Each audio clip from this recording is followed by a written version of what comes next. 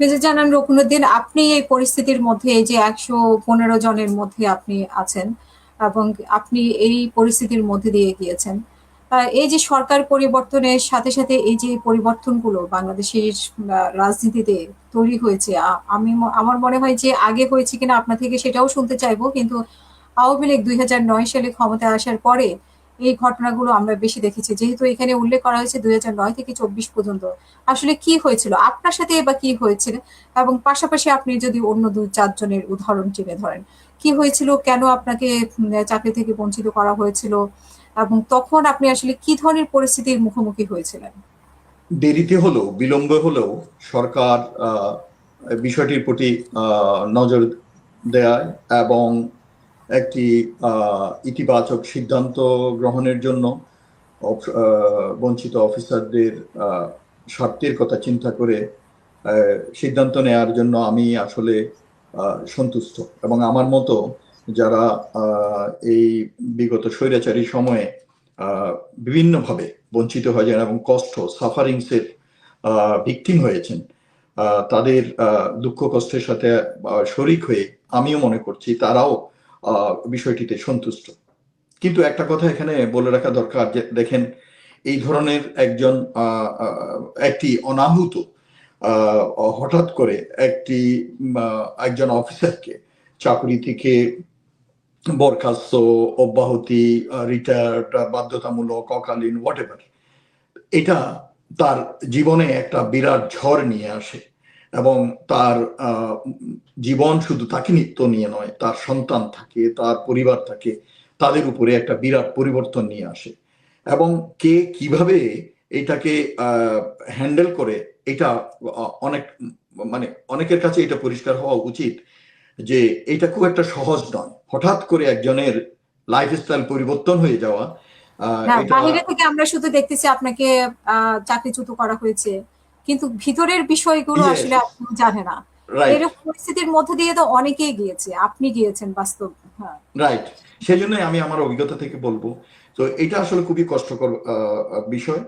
এবং এই জিনিসটা আমরা দেখেছি, আপনি হয়তো খেয়াল করবেন যে এই ৫ই আগস্টের পরে বেসামরিক প্রশাসন, পুলিশ, এদের বিষয়ে ২-৩ সপ্তাহের ভিতরে দ্রুত গতিতে লোকজনকে বাড়ি থেকে ডেকে আনছে, বেনিফিট দিছে, এটা রিভিউ করছে, একটা ডিসিশন নিছে, যেটা এতদিন পরে ২ বছরও বেশি সময় পরে সশস্ত্র বাহিনীর বঞ্চিত অফিসারদের ব্যাপারে সিদ্ধান্তটা নেওয়া হয়েছে।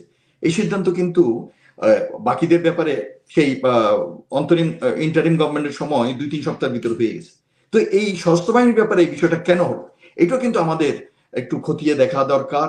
এবং সরকারের বা যারা কনসার্ন, তাদের বিষয়টি ভাবা দরকার। এবং এইটা হওয়ার পিছনে আমি যতদূর জানি কয়েকটা কারণ আছে।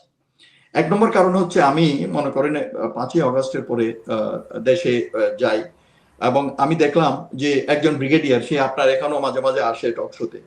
তো এই লোকটা তার ঘাটতেরামির জন্য আমি বলবো এই বিষয়টা তার সাথে এবং সেনাপ্রধানের একটা পার্সোনাল টাসেল শুরু হয়ে যায়, একটা পার্সোনাল গ্রাজ শুরু হয়ে যায়। কারণ ওই ব্রিগেডিয়ার, সে সেনাপ্রধানের সিনিয়র হলেও সে এমন ভাবে তাকে এমন একটা চিঠি লিখেছিলেন। কারণ দেখেন, সেনাপ্রধান হাজার জুনিয়র, সে আমারও জুনিয়র, সে আমার অফিসার ছিল, আমার সাথে চাকরি করছে, but he is an institution.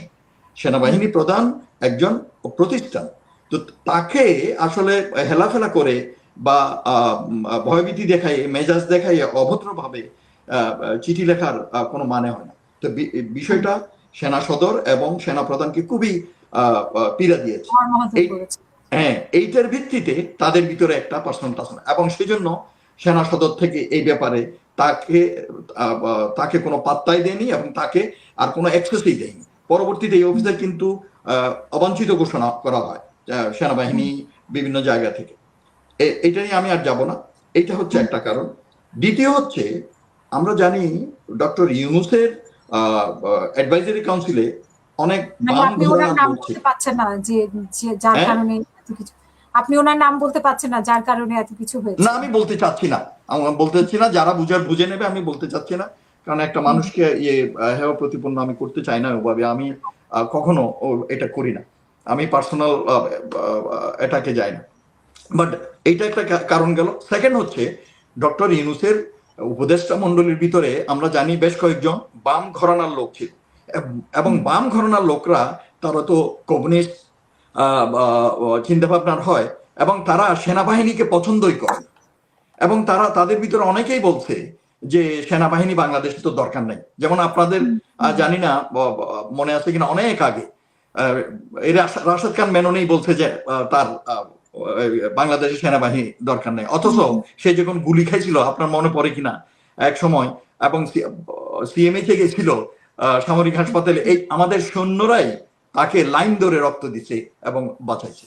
তো এইভাবে আউলফল কথা যারা বলে, এই ধরনের লোক কয়েকজন, যেমন আমি না ওদের নাম বলবো, এই যে রেজওয়ানা বলেন, আসিফ নজরুল বলেন, এই ধরনের কিছু লোক ডক্টর ইউনূসকে ভুল পথে হাঁটাইছে, তাকে ভুল ব্রিফিং দিছে যে স্যার সেনাবাহিনী নিয়ে এত ঘাটাঘাটি এগুলো বাদ দেন, এগুলো পরে নির্বাচিত সরকার আসলে দেখবে, এবং সেনাবাহিনী নিয়ে আর so there was a cold war, এবং একটা গ্যাপ ছিল ইন্টারিম গভর্নমেন্ট এবং সেনাবাহিনীর ভিতরে।